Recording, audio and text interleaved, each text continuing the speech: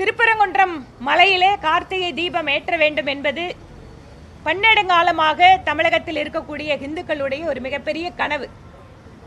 இந்து முன்னணி பேர் இயக்கம் இதற்காக தொடர்ச்சியாக போராட்டங்களை முன்னெடுத்து சட்ட போராட்டமும் நடந்து உயர்நீதிமன்றத்தினுடைய கிளை, மதுரை கிளை இதற்கான தீர்ப்பும் கொடுக்கப்பட்டிருக்கிறது. இதுல திமுக அரசுக்கு எப்பவுமே இந்துக்களுடைய கோயில்கள், வழிபாட்டு முறைகள், அவர்களுடைய உரிமைகள் அப்படின்னு சொன்னா அதை இரண்டாம் பட்சமா தான் பார்க்கறது வழக்கம். உயர்நீதிமன்றம் தீர்ப்பு கொடுத்திருக்கு. என்ன கொடுத்திருக்கு? திருப்பரங்குன்றம் மலை மேல கார்த்திகை தீபத்தன்னைக்கு முருகனுக்கு கார்த்திகை தீபத்துக்கு அங்க மேல தீபம் ஏத்துறதுக்கு அனுமதி கொடுத்திருக்காங்க. இந்த நாடு ரொம்ப விசித்திரமா இருக்குதுங்க.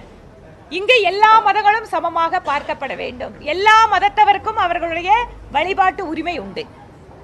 ஆனா கார்த்திகை தீபத்துக்கு முருகனோட மலையில தீபம் ஏத்துறதுக்கும் இவ்வளவு பெரிய போராட்டம் இந்த நாட்டில் நடத்த வேண்டியதா இருக்கு. இது இன்னைக்கு யதார்த்தம். திராவிட முன்னேற்ற கழகம் மாதிரி அரசியல் கட்சிகள் சிறுபான்மை மக்களுக்கு ஏதாவது ஒரு பிரச்சனையா, இல்ல அவர்கள் அமைதியா இருந்தா கூட அவங்களை போய் இவங்க தூண்டி விடுவாங்க. ஏனென்றால் அவர்களுக்கு இவர்கள் தான் பாதுகாவலர் மாதிரி ஒரு வேஷம் போடுறதுக்காக இந்துக்களுடைய உரிமைகளை பறிபோகின்ற விதத்தில் தொடர்ச்சியாக திமுக அரசு செயல்பட்டு வருகிறது.